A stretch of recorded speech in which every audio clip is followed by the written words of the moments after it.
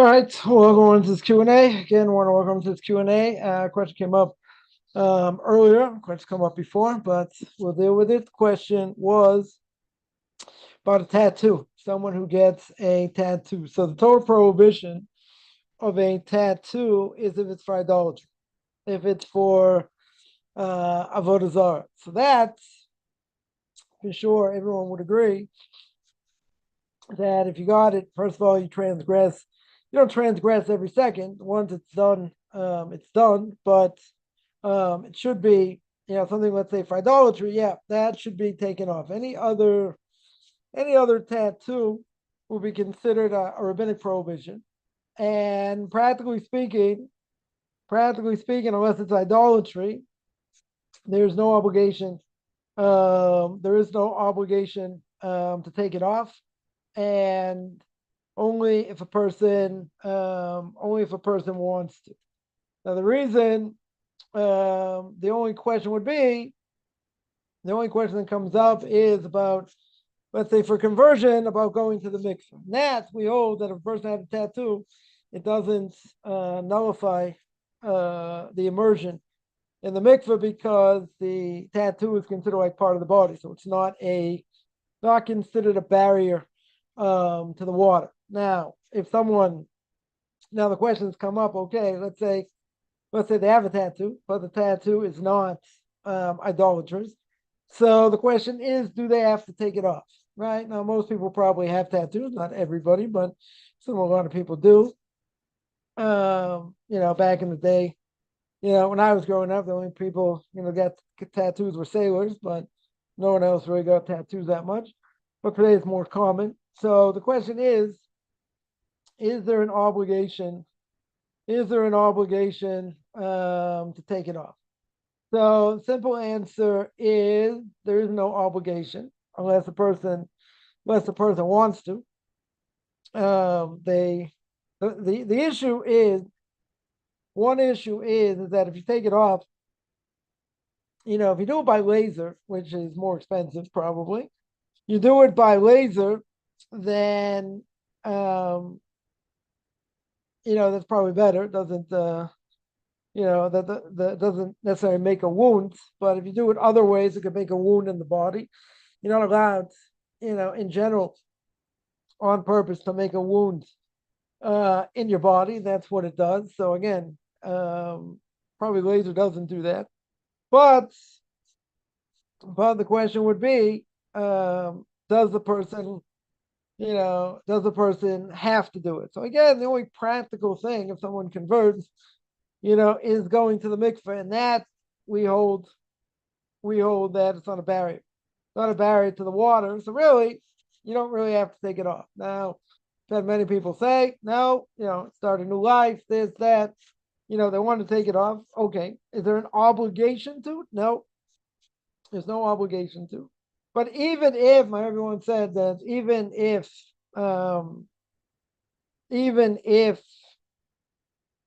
you would transgress a prohibition of making a wound, it's better to take it off. In other words, even if you would transgress, better not to have that tattoo. So he told me that here in Israel, I don't know if it's done other places. When someone dies, if they have a tattoo, we're not talking about let's say a Holocaust survivor, not that type of tattoo, but if they had a tattoo, then before they're buried, they take it off. I don't know. They burn it off. I don't know exactly what they do. They use something to take it off. So I asked him once about this.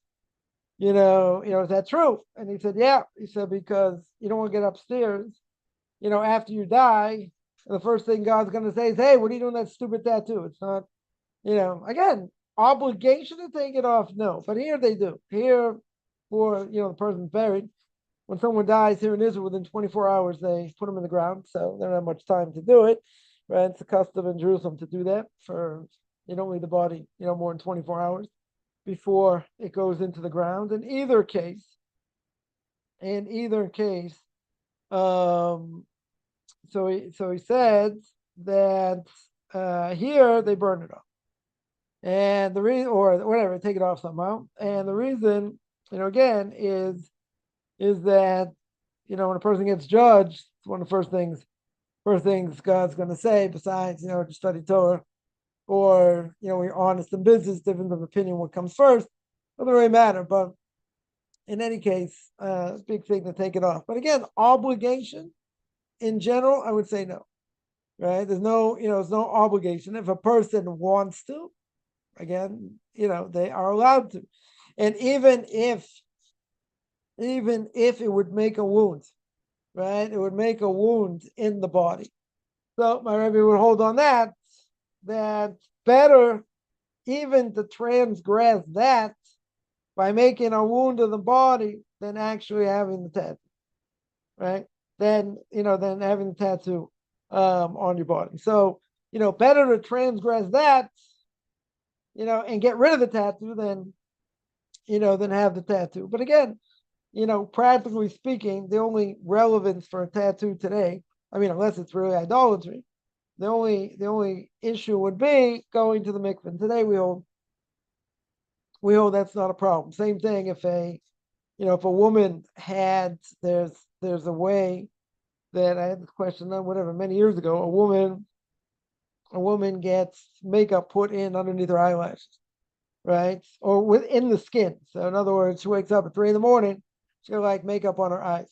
Now the thing is, it's under the skin. So the question is also same question. In other words, if she goes to the mikveh to be permissible to her husband, right? The question is going to be: is that a barrier? Is that what we call a chatzitza? Is that a barrier to the water? In other words, it would be a barrier. It's a problem.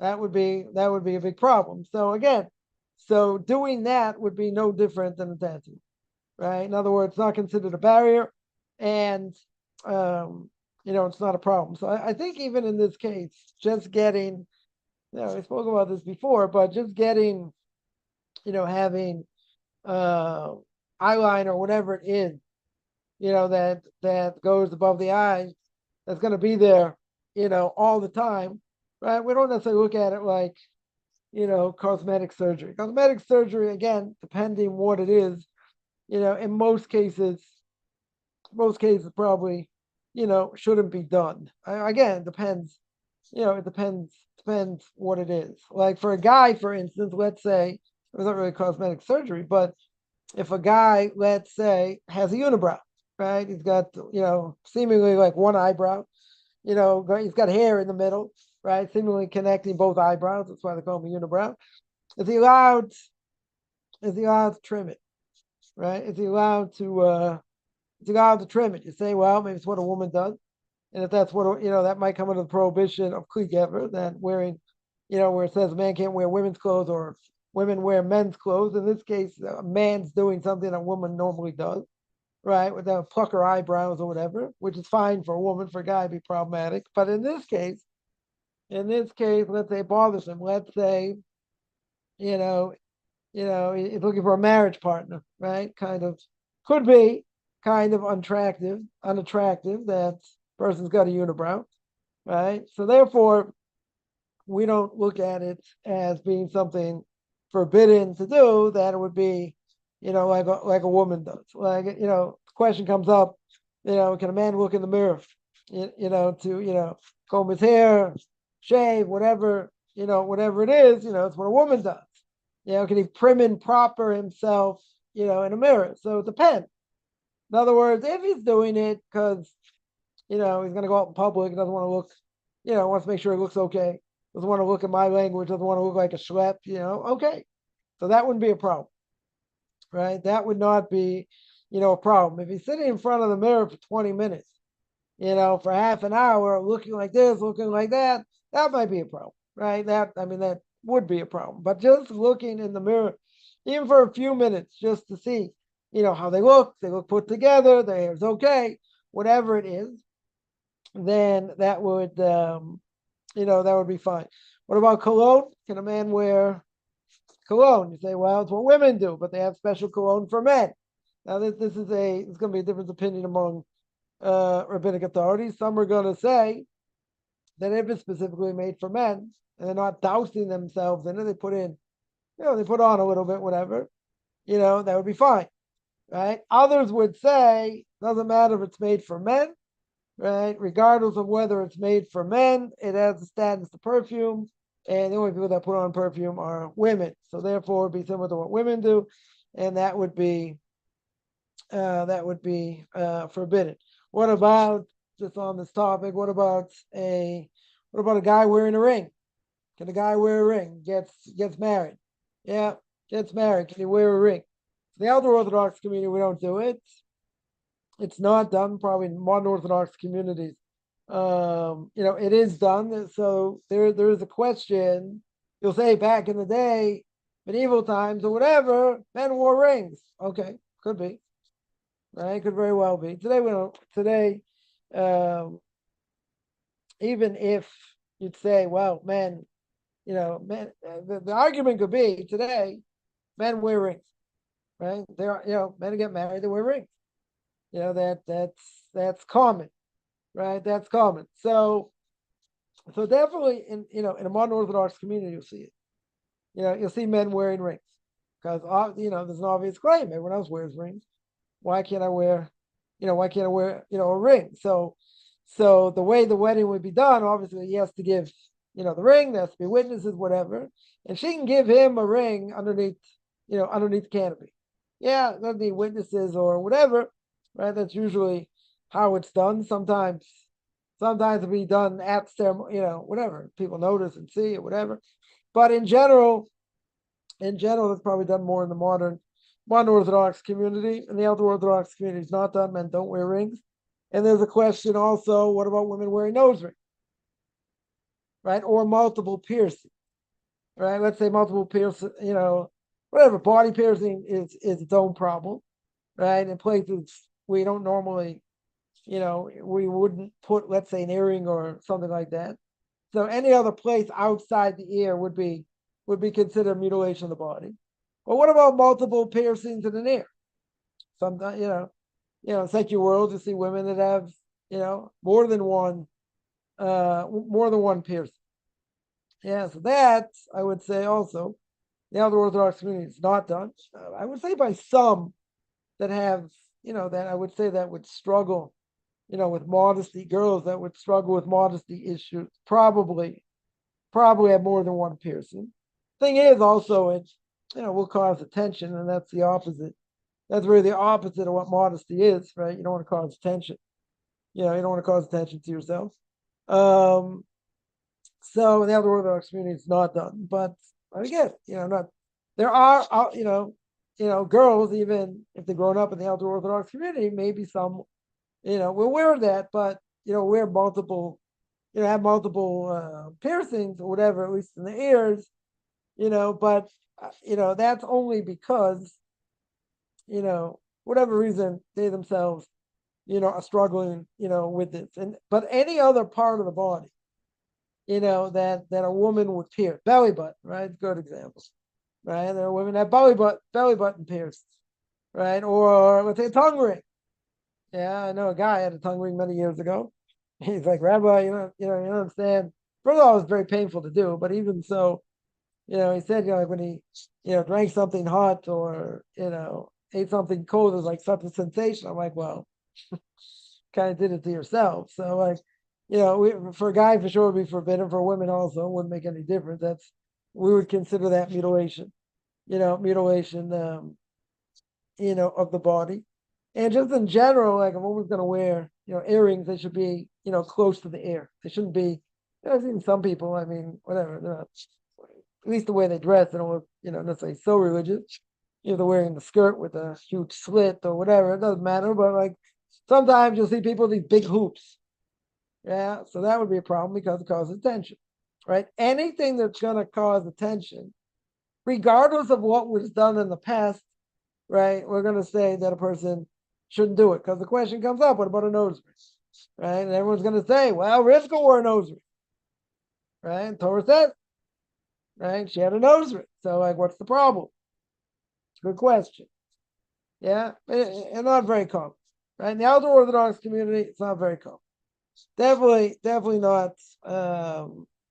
It's not very common because even in even in secular society. I mean, I take a survey. Yeah, I haven't really noticed so much, but in general, how many women out there, have nose rings? There are some. I don't like no question. There are women get their nose pierced. Okay, and they wear a ring there. Okay, now is it the majority? I don't think it's the majority. I definitely don't think it's the majority. There's some that do it. Could be, maybe tell me 20% do it. Okay, I don't think it's the majority. I definitely don't think it's the majority. But the question would be, what's the problem? Right? That's the question. Right? That is the question. Are you allowed? Again, you'll say, Rifki Maynard wore one. She had one, so why can't I wear one? But again, the question is, what's the standard? Not a question of what happened in the past. What do we do, practically speaking, today, right? And sometimes it'll go according to what is common in society. Not that we necessarily care about society, but even sometimes if it's common in society, maybe, you tell me men wear rings, right? Men wear, if they're married, they wear wedding rings, right? Most men wear wedding rings. Yeah. So if that's the case, you say, what's the problem? Even, 2,000 years ago, men wore rings, right? It was common. It was common. So there is what to be said for that. In other words, we're not gonna trash the modern Orthodox community for all the men that wear rings. They could have a claim and say, listen, back in the day, everyone wore rings. Okay. And even today, that's the case. Men that are married wear rings. That's how you know they're married, right? If they're not wearing a ring, the assumption is they're not married. I'm not saying a different persuasion. We'll assume they're not married. Okay. So they have an argument, right? I'll give them that. They have an argument. Okay. Yeah. But again, what do we do practically? Yeah. So I would say in the modern Orthodox community, probably a lot of men wear rings, if they're married. Okay. In the outer Orthodox community, it's not done. It's just, it's not done. So, and what's the reason, right? Bottom line, like, what's the reason? We don't care what secular society does. The Torah says very clear, don't go in the way of non-Jews, right? Don't go in the way of secular society. Yeah. And it might not, like Thanksgiving, for instance. If there's the only time a person gets together with family, because not on Shabbos, they don't have that issue. It's not, during a festival or whatever. So the forbiddenness would be because you don't go in the way of non-Jews. There are those that hold that when Thanksgiving started, it was idolatry, right? But most rabbinic authorities hold not that way. Definitely not that way. It's all about, turkey and football, right? Not necessarily in that order. Okay. So if it's a time to get together with family, it's the only time, let's say, you're not going to kill each other. So, there are worse transgressions to do. At the same time, at the same time, Rabbi Feinstein, of blessed memory, has a response, one of the Torah giants of the last generation in America. And basically he says that the question was, a son comes of age, 13 in a day. I want to make a bar mitzvah on that day, but Thanksgiving. Yeah, so maybe tell me it looks bad or whatever. So you hold, it's not idolatry. It's definitely not idolatry, but if you're gonna make a party for the fact that he's 13, then you make a different day. Don't Thanksgiving comes out in the last Thursday in November. So make it earlier in the week. Make it the next week. Right? You can make the party next week. Calling to the Torah is not going to be a problem. Thanksgiving's never on Shabbos. So you never have that, so that wouldn't be an issue either way. Right? But so either you make it before, you make it after. So, even though he held it's not idolatry. Others held also it's not idolatry. The only question is, that's really considered going in the ways of non-Jews. So it shouldn't be done on that day. Right? It shouldn't be done on that day. But again, it's, the reason is you don't go in the way of non-Jews. People thought, when I was living in the States, that they thought it was sacrilege when my kid went to school on Thanksgiving. I'm like, why? It's a regular day. Well, don't shouldn't you be thankful? Whatever. Yeah, we're thankful every day. We're not celebrating. What's it's a holiday for Hallmark. It's a holiday for turkey and football. Like what? Like it doesn't mean anything to us religiously. I mean, some people will celebrate it. Some, modern Orthodox Jews, thankful living in America, what we'll call the Golden of Medina, right? They're thankful for living there, religious freedom and all that, regardless of what's going on now. So they're thankful for living there. Okay, but what how do you get around this issue? It's being thankful is one thing.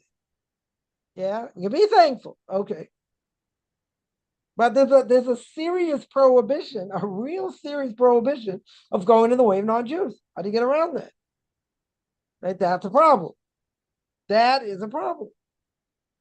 Yeah. Now, we're not going to say it's idolatry, even though there's an opinion that holds that it is idolatry. Fine. Most rabbinic authorities hold it's not idolatry. So if it's not idolatry, it's not idolatry. So the worst thing is, I mean, it's not, it's not. I'm not just saying, well, it's a simple thing, but the worst thing is, it's going to the way of non-Jews. But I would tell people straight out, non-Jews that, they don't have any contact with their family and get together with family, that's the best time to do it. Like I said, you can't do it on Shabbos, you can't do it on festivals, right? So that's the best time. That is really the best time to do it. All right, what about the prohibition of going to the way of non-Jews? Good. Yeah. So that, family harmony may trump that in this case. I'm not saying in all cases, but I'm saying probably in this case, that would probably trump it, and therefore you can get around the problem that way. But some people say, well, if I want to be a Jew, why would I want to celebrate it and this and that? You're right. I'm not saying you should. I'm just saying if that's the only time to get together with family, right? You can't get together on December 25th or any time during that because that's pagan. That's totally pagan.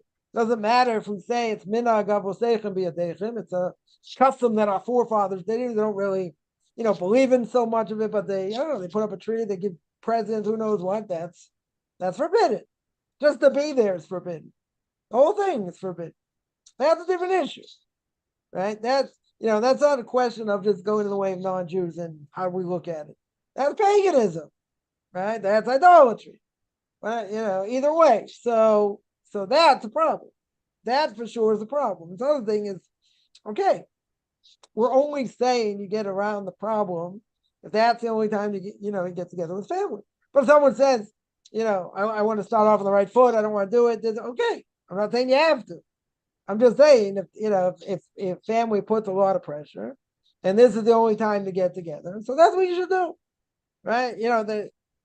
Try and keep family peace. Family peace is worth something, right? Doesn't mean you turn it into a pretzel. Doesn't mean I can do whatever I want for the sake of family peace. It depends. It depends. I'll give you one example. How far this goes. I was on a plane coming back from the States once many years ago. Saw an old friend of mine. I saw an old friend of mine coming back. Also, so I asked him, "Oh, what are you doing there?" So I said, "Oh, my sister got married." So I said, "Oh, Mazel." So he said, "No, not really." I said, "Why?" He said, "Because she married a non-Jew." So I said, "Okay, so how'd you go to the wedding? How were you allowed to go to the wedding?" He goes, "Well, everybody knows I was there under protest." So I said, "Oh, like you were dancing the horror under protest. You were, eating kosher food under protest." I'm like, "What does that mean?" So I understand it's a lot of family pressure, right? So someone may say, well, for the sake of family peace, I should be allowed to go. This would not apply, no matter how much pressure they put on. Why doesn't it apply? Because this is the single biggest problem facing Jewish people today is intermarriage. Single biggest problem. 50, 60, 70% intermarriage. Now, if you represent Torah, you're an Orthodox Jew, there's no possible way to go. Absolutely no possible way. Even if the ceremony is done by a justice of the peace, doesn't matter. Right? Forget about if there's a quote unquote rabbi and a priest there. Like that's just, that just goes without saying. But I'm saying even in the best case scenario, right? Wasn't any really religious things going on there. You had a justice of the peace, some, I don't know, some type of ceremony, whatever it was, and that's it. But how can you go? How is it possible? How is it possible to go? You represent Torah. This is abomination of Torah. Not literally, right? Torah doesn't call it abomination. Whatever, it's forbidden. 100% it's forbidden, not from the non-Jew. Right? Definitely not from the non-Jew. It's forbidden, right? It's forbidden for the Jew. There's no question. 100%, no question. But so how can you go? It's like you're justifying, you're saying it's okay. Now, there could be a lot of family pressure. 100%. Could be a tremendous amount of family pressure.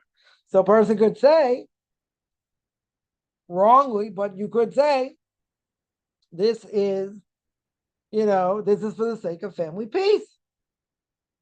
This is for the sake of family peace. Who says? They're saying that because they don't want someone not to show up. They don't want, a sibling not to show up. I get it.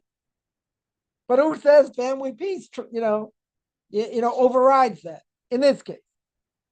In other cases, it might. But you got a problem showing up to such a thing, giving your stamp of approval by saying it's okay. So this person says, I don't know if someone told him this, someone gave him, rabbinic approval to go. I have no idea. I can't imagine, but I have no idea. But the claim was, I was there under protest. People understood I wasn't happy about it. Okay. Now, guaranteed, they probably squeezed them like no tomorrow and put a lot of pressure. I get it.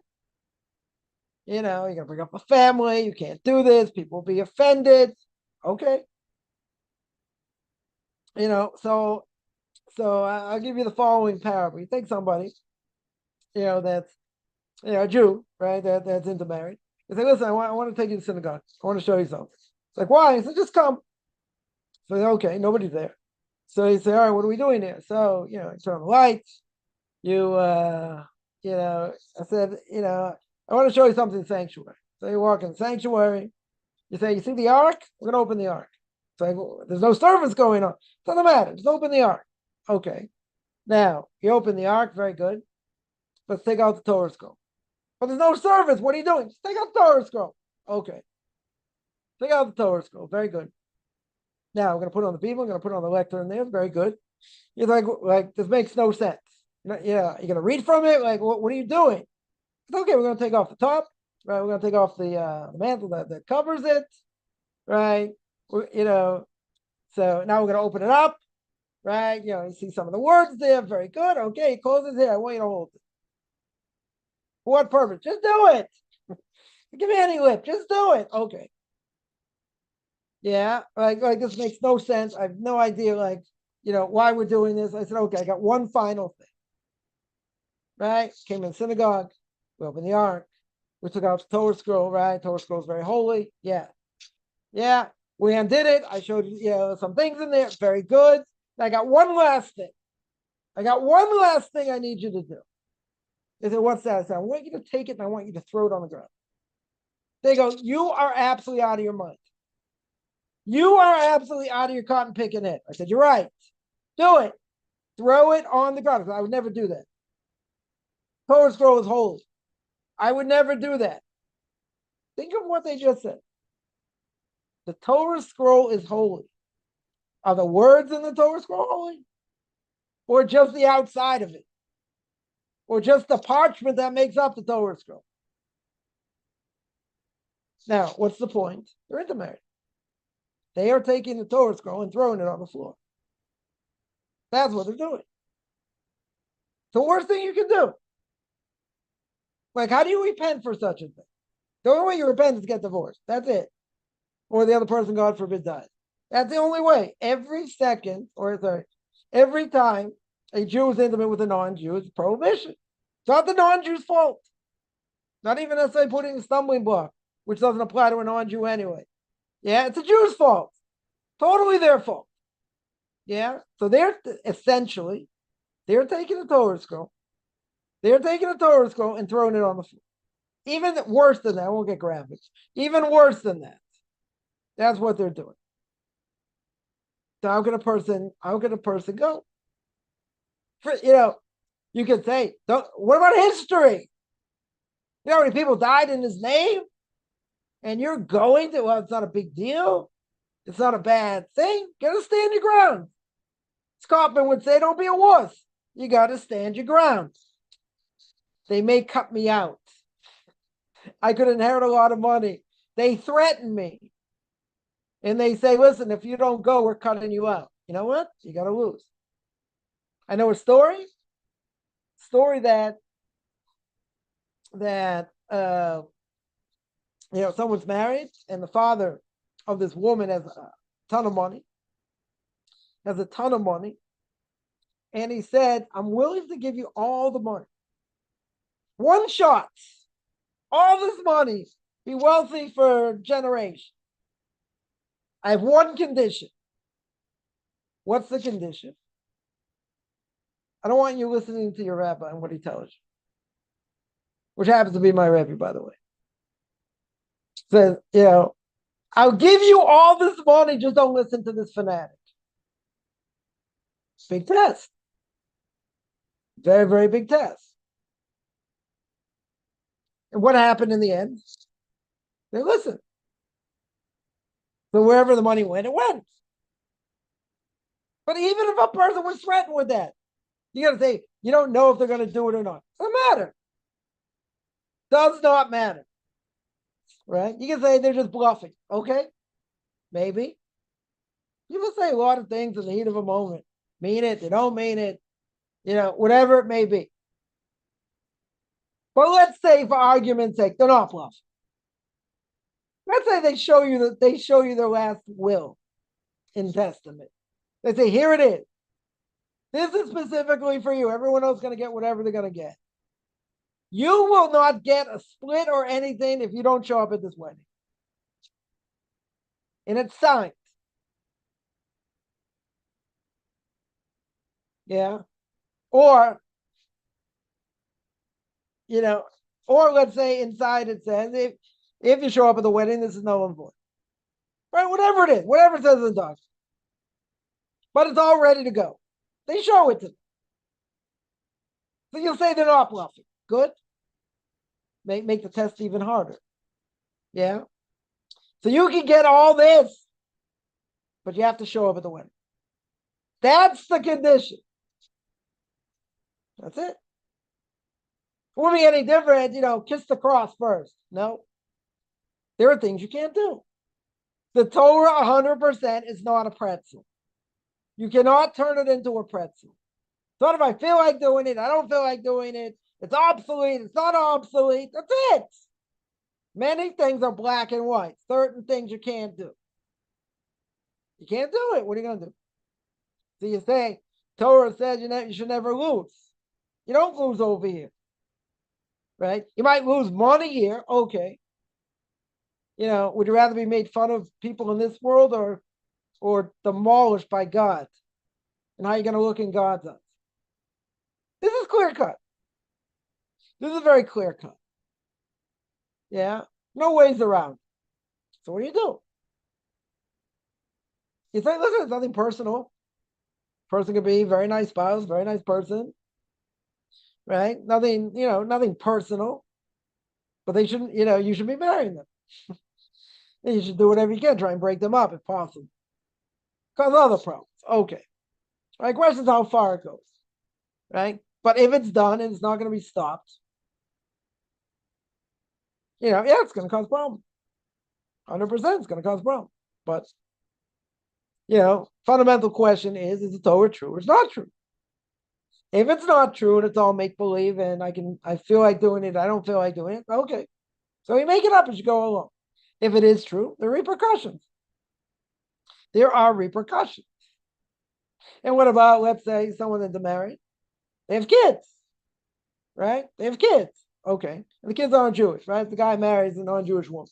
Kids aren't Jewish unless they convert. Okay. So a Jew, can they have contact with these kids, with their kids? So certainly when they're younger, absolutely not. Definitely, absolutely not. First of all, I can say, oh, these are my cousins, my cousins, my cousins, but they're not really their cousins.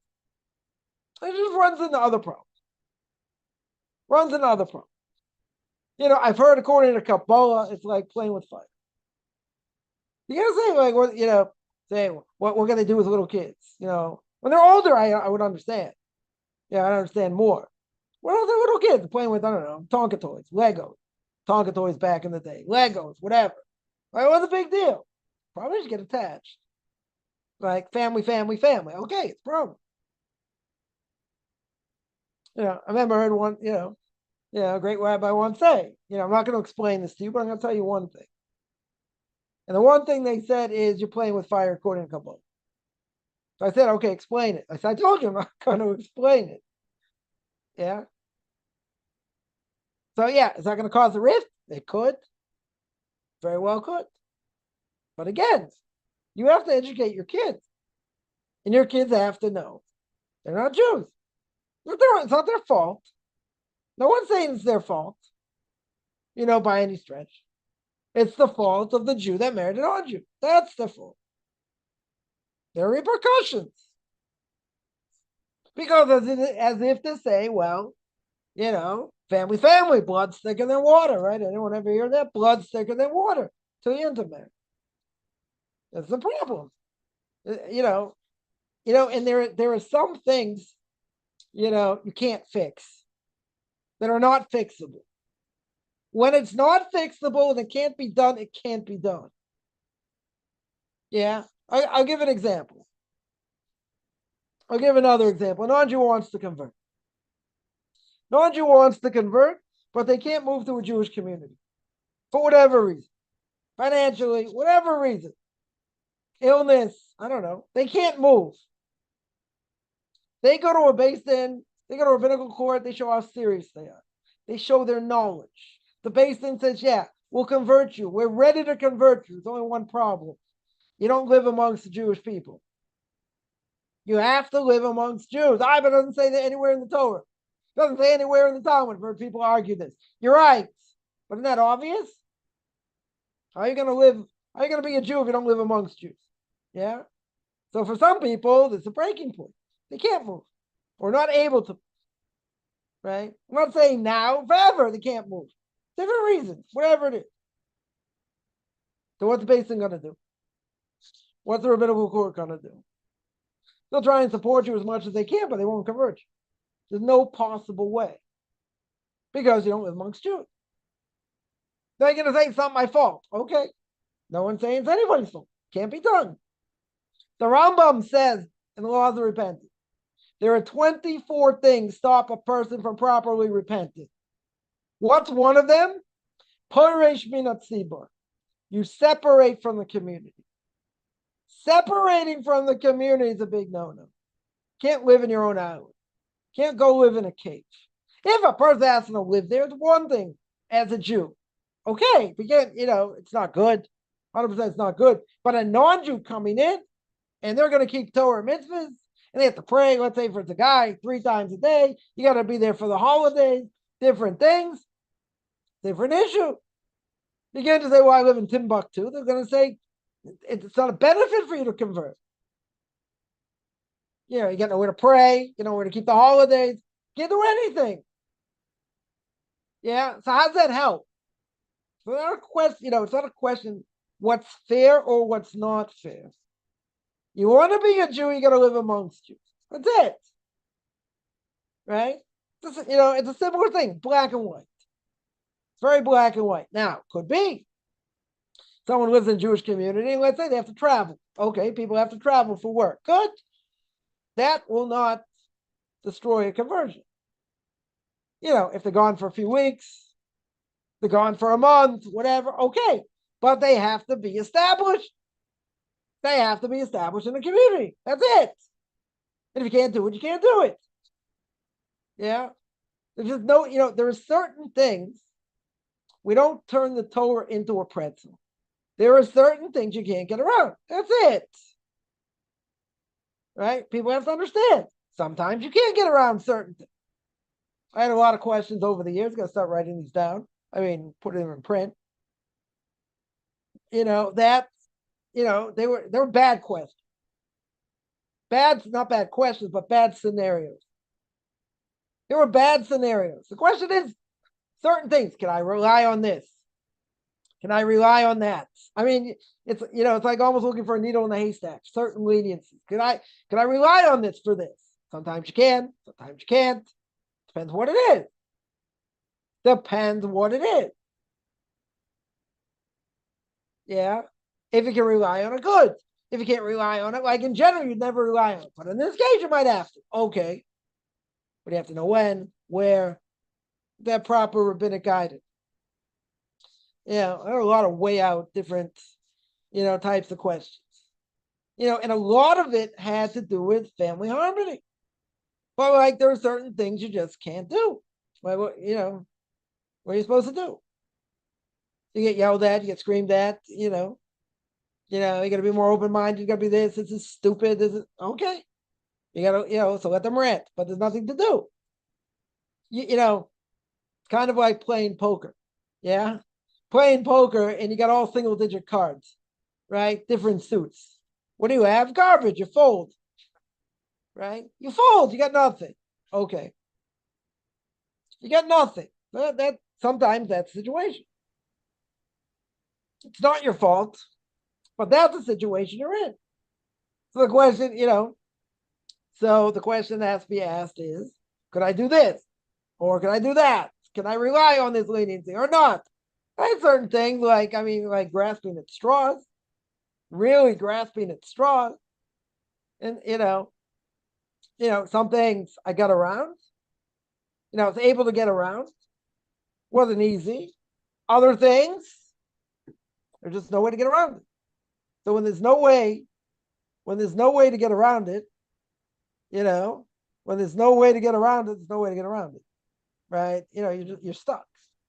So again, so again, what do you have to do? You have to do damage control. Right? That's the only thing you can do. In other words, the only question is how much you're going to get yelled at and screamed at. Right? That's it. That's not pleasant, but sometimes it's just, you have no choice. You absolutely have no choice. So someone will ask, but is that what the Torah is meant to be? No.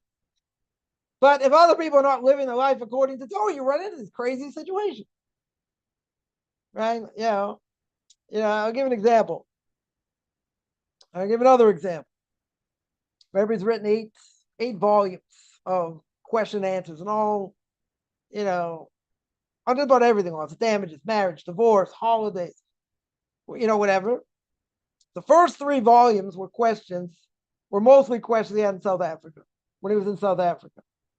He went like 6 months out of the year for a number of years. So there's some like way out cases, like really like crazy, crazy cases, right? One example, just give one example. He told me, he said, I had a woman, very religious.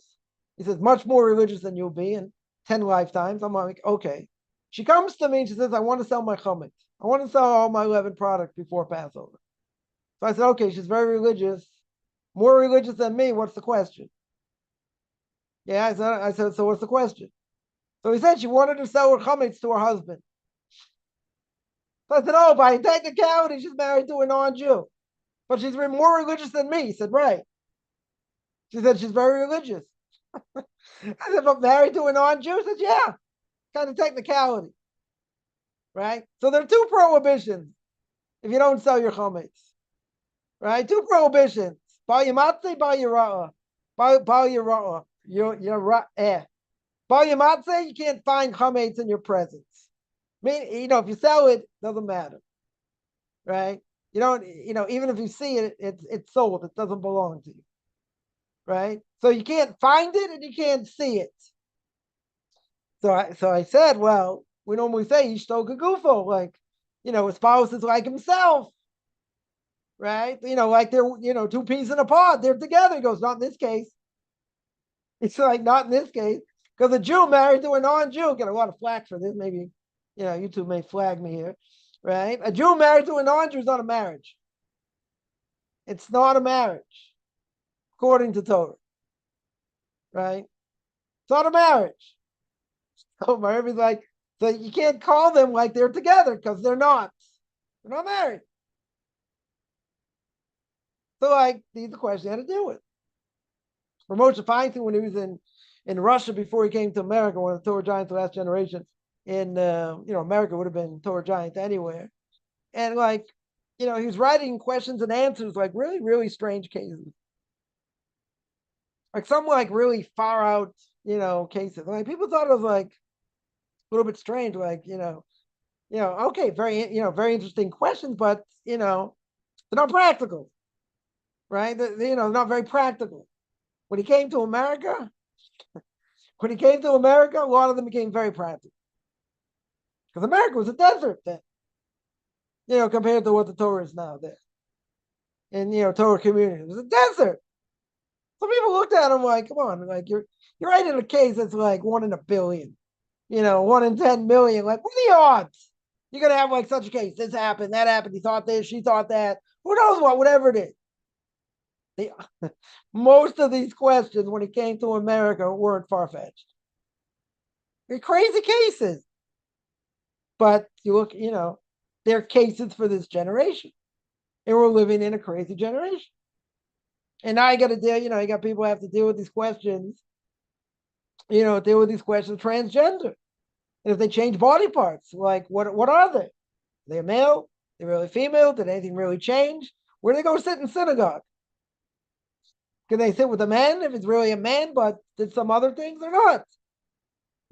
These are questions come up. Not gonna say like, it's the most common question, but they certainly come up. And like people say, come on.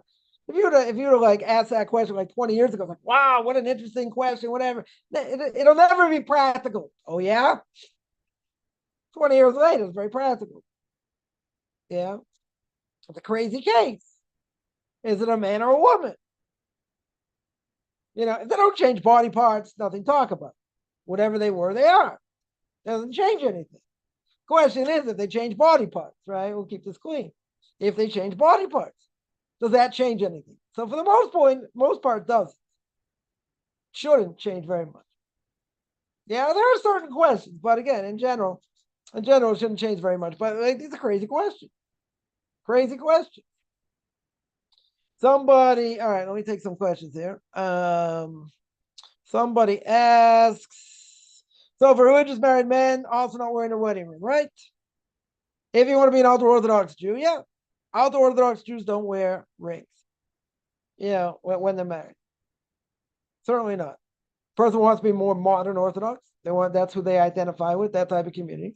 Men do wear rings, right? Would I say everybody? I don't want to say everybody, but I think some do. Definitely think some do. I don't think there's any question. Not a question about that. Someone asked, weren't allowed to play poker. Yeah, listen, you can't gamble. You're not allowed to gamble. Gambling's forbidden. Can you play cards in general? Pass the time? Could. I mean, guy's got more of a problem if he should be learning or he could learn, but let's say can't learn, they want to play cards. They can play cards. Yeah, gambling's the problem. Right? That's someone once told me, saw an Orthodox Jew in a casino. I said, okay. They said, what are they doing in a casino? Right? Secular Jew asked me this. I said, probably gambling, having a good time. But they said, according to your religion. I love how secular Jews say that. According to your religion, like they're also Jewish, right? According to your religion, is that forbidden? Yes. So what are they doing there? I said, I told you, gambling. Having a good time, losing money. Most people gamble, lose money. Okay. So they asked, but it's forbidden, right? So why are they doing it? I said, I don't know. Go ask them. I'm not going to answer for them. I'm going to have enough trouble answering for myself, after 120 years. Yeah. Why do people smoke? Why are they overweight? Why are people 40 pounds overweight? Yeah. Or more. Yeah. I have to answer for them. I could give my spit on it. I can say they eat food. They don't exercise. And they eat too much. Or they snack when they shouldn't. Or I come up with a lot of answers. Doesn't matter. They have to answer. Right? They have to answer. So yeah. Playing poker in general, I would say, yeah, I don't think it's a good thing. Right? Definitely, playing cards in general, just to pass time. Again, for a guy, it's worse because, he should be learning or doing something more, I would say more practical than that. But let's say But then you want to spend time playing some kind. Okay. Gambling? No. Gambling be forbidden. Gambling be forbidden. Certainly for Jews. For non-Jews, um, non-Jews probably shouldn't be a problem. For the Noahide laws, probably shouldn't be a problem. Their addictions, whatever, okay. But I would say it's probably less of a problem. Someone asked, the spiritual reason leads people to put multiple piercings. Someone here says Rivka had a nose ring. I mentioned that. Yeah. Is there a spiritual reason? No. I think what I think is a lack of spirituality. That's the problem. I want to be like everybody else. There's something driving them to do, body piercing, which is not the norm. It's for sure not the norm, in most other Orthodox communities. It's for sure not the norm, right? Like I say, people have hard time. People, struggle in school, struggle with family, struggle with other things, right? So they want to look different. When they're struggling spiritually, they do things that, what's the first thing that changes? The way they dress. For a woman, she'll start wearing pants. Yeah. For a guy, he'll take off his kippah, take off his yarmulke. That's when there's something seriously going on. Something spiritual. It's a spiritual thing. They're lacking something in spirituality, and that's what it leads to. It leads to eventually them, God forbid, going on. Doesn't necessarily have to, but it's definitely a sign. Someone here says, I noticed, oh, very good. See, I didn't even see that, so I must be a prophet, right? Even though there are no prophets today except young children and imbeciles, right? I didn't read that comment. I noticed women with multiple piercings have something wrong with their mental. Yeah, could be. Listen, anyone who's transgender, for sure that's the case. Or homosexual, it's also the case. Doesn't matter if they're, it doesn't matter if they feel like they're more drawn to it. Whatever, it's irrelevant, right? Definitely irrelevant. The very, very high statistic that says that when they were asked would they rather be straight or this way, the vast majority said they would rather be normal because they see it's not normal. They'll make it into something that's more normal and identify and all that, but it's not normal. They themselves know it's not normal. Someone asked, when I say about Orthodox, does you do what your community does, right? What if there are multiple communities within your community? Let's say, you have 10 Orthodox shuls. You have, 3 or 4 ultra Orthodox. You got one Orthodox and Chabad. You got everybody in between. So it depends what community you identify with, right? If you belong to a community, you dress the way the community does, right? You go according to standard. You do not want to stick out any more than you have to, right? Right? That's by dress. That's by all kinds of things, right? That is definitely true. So there says parents learn to pick and choose dress stuff. Yeah, you got to be careful. You got to be careful. Kids, can press certain buttons. But again, if you send your kids to a school and there's a standard, they have to uphold the standard, right? But again, some kids try and do certain things. Doesn't mean they don't fit in. That's not what it means. It's just it could be they struggle with certain things, but doesn't mean they don't necessarily fit in. You can have people that have like very strong philosophical outlook, but if you look at the way they dress, you might think they're very modern. So it's gonna be hard for them to meet someone to get married because really they're holding where they need to be holding philosophically. Problem is the way they dress. Let's say you got a girl that does her nails. I'm not gonna say it's the end of the world. Whatever, does her nails and wears a dress with a big long slit in it, right? So they'll think, oh, this person's more modern, but philosophically they're very strong. So you got to meet the right person who's gonna, be very strong, but also be a little bit out of the box. Not so simple, but God can put anybody together, so it's not impossible. Definitely not impossible. Would God still honor the promise he made to Abraham, Isaac, and Jacob to the children of a Jew and non-Jew? No, because that child is a non-Jew. If the child is a Jew, they got a blemish on their soul, but they're a Jew. They're a Jew. So I asked my Rabbi this question once. Martin Erevin says that Abraham will save any Jew from going into Gehenna, right? Except someone didn't have bris milah, didn't have circumcision. Didn't have circumcision on purpose, he won't save them. So I asked my Rebbe this question, I was going through the Gemara. So I asked him, what about What about a Jew married to a non-Jew? Comes up to heaven, what's going to happen? Is Abraham going to save them? He goes, what do you think? That was his answer. It's like, what do you think? He's married to a non-Jew. Now he's dead. Okay. Abraham's going to save him? What would happen? Destroy generations if it's a guy. Married the wrong person. All his kids aren't really his kids. He goes, you really think Abraham's going to save him? Why would you think Abraham's going to save him? Again, it's not the non-Jew's fault. It's the Jew's fault. But why should Abraham save him? Yeah. So if they're not a Jew, if the kid's not a Jew, why is he going to save him? He's a non-Jew. Yeah. If he's got things that's going to give him a portion of the world to come, very good. Yeah. Yeah. If he's let's say a Jew married to a non-Jew, it's a woman married to a non-Jewish guy. Okay, the kids are Jewish. Different issue. That kid is Jewish. Got a blemish on their soul, but he's Jewish. Yeah, that's different issue. Yeah, but in this case, the kid's not a Jew, so they're in trouble. Right? The kid's not necessarily in trouble. It's the parents. It's the Jew that married the non-Jew is in trouble. Serious trouble. Right? Because you can't say, well, he didn't know. Everybody knows Jews should marry non-Jews. They'll say, yeah, but this, but that. Forget buts. If you belong to a synagogue, according to the Torah, according to the Bible, yes or no? No buts. Is a Jew allowed to marry a non-Jew? No, but I said no buts. Everyone's going to agree. You can't marry a non-Jew. Finished. Everyone's going to agree to that. But they'll give all kinds of reasons why. They'll give you like Webster's 8th definition, why it's okay. So like why? So the Jew, even though it's got a blemish on it, so okay, it's a different issue. But if it's a non-Jew, it's a totally different thing, right? Someone says otherwise fasting in Judaism is one fast 24 hours from sunrise to sunset. All minor fasts. 3rd of Tishrei, which is the fast of Gedalia. The fast of the 10th of Tavis.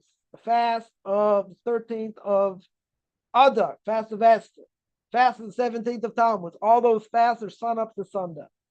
The only fast that is 24 hours or more from sundown to sundown is going to be Yom Kippur and Tisha B'Av. Those are the 2 Torah obligations, sundown to sundown. The other minor fast days are sun up to sundown, not 24 hours. How many types of fasting are there? There's only one. What type of fasting? You don't eat or drink. Right? That's the only type of fasting. For minor fast or major fast. There's no other fasting. Intermittent fasting is not fasting. Yeah. A person intermittent fasting like for 10 hours. That's not fasting according to Torah. It's either sun up to sundown or it's sundown to sundown. Right? Nothing in between. Let me see other questions. If there are other questions here. Any other questions?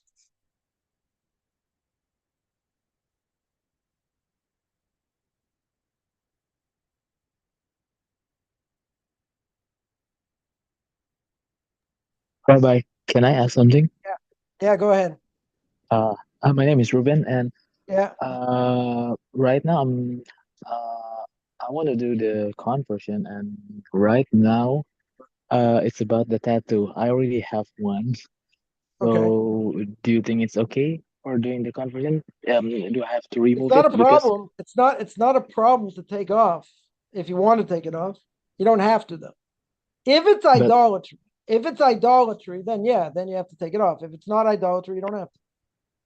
No obligation. oh, oh, There's no okay. there's no obligation. But isn't it to do the laser also like make wounded to our body and Even if uh it does, even if it does, so my Rebbe would say it doesn't matter. Even if it would make a wound, it's still better to take off, even if it makes a wound, even if it makes a scar or whatever. Because you're not allowed to mutilate the body. So even if that would be the case, he would say it's fine. Not a problem. Better to take it off. Better to make a wound and transgress than leave it on. But if the problem is about financial, like it's Then you more don't have expensive. to. Then you don't have to. Okay, but Nobody's saying I'll try it. nobody's But nobody's saying you're obligated to take it off. It's a good thing to take it off. If it's idolatry, I had somebody that not a student of mine yet, maybe sometime in the future, told me he had a tattoo, and he took a picture of it. Took a picture of his back. On his back was the name of God, Yud K Vav K, like the name of God on his back. So I was like, first of all, how can you take a shower? Right? It's a desecration of God's name there. Right? You can never be naked. You can't be in the bathroom. Right? If he's covered up, it's probably not a problem. So that for sure can be taken off by a non-Jew. A Jew cannot erase that. And I've heard someone told me there are many, he said there are many people, many non-Jews especially, are getting tattoos, and the tattoos they're getting is God's name. Is that like it's an absolute disgrace. Get God's name tattooed on you. I know back in my alma mater, Columbia University, keep making the news. So all these protesters and whatever, but they have a mosaic on one of their floors that's got God's name on it. You can't even walk on it. I mean, it's a desecration of the name, right? So, How about so how about Magan David? Is it okay? for what? I mean, like, my tattoo is Magan David.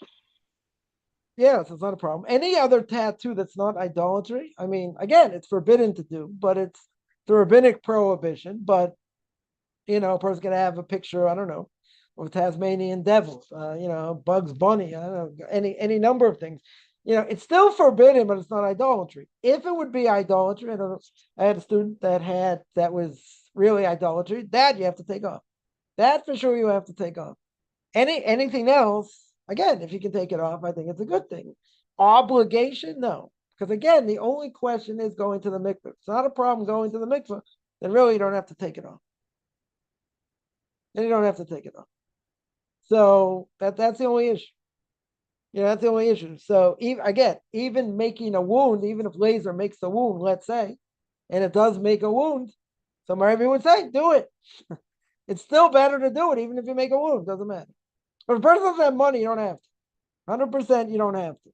And no rabbinical court is going to reject someone because of it. Right? If it's idolatry, again, it's a different issue. But if it's not idolatry, no, a rabbinical court is going to understand because guaranteed almost everybody coming in front of them has a tattoo somewhere.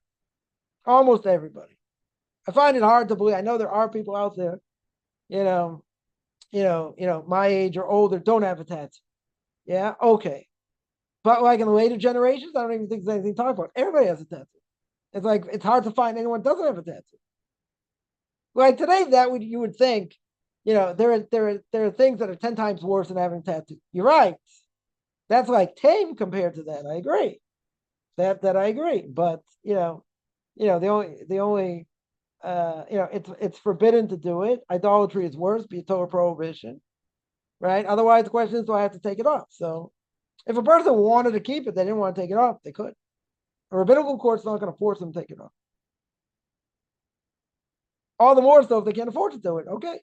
Is it better? You're going to ask me, is it better? Sure. Better to take it off. Do you have to? No. You do not have to take it off. All right, I'm going to stop there. I do this every Tuesday and Thursday, 10 o'clock Eastern Time, 5 o'clock Israel time. Anyone has any questions, find me on Facebook at Michael Chaim Kaufman, Beyond Orthodox Conversion Judaism, orthodoxconversion.com, Beyond Orthodox Conversion Judaism on YouTube. There I got videos on Q&As, as it's for our fathers. Book of Leviticus, you want to send me an email, rabbichaimkaufman@gmail.com, RBBI, CHIMCOFFMAN @gmail.com.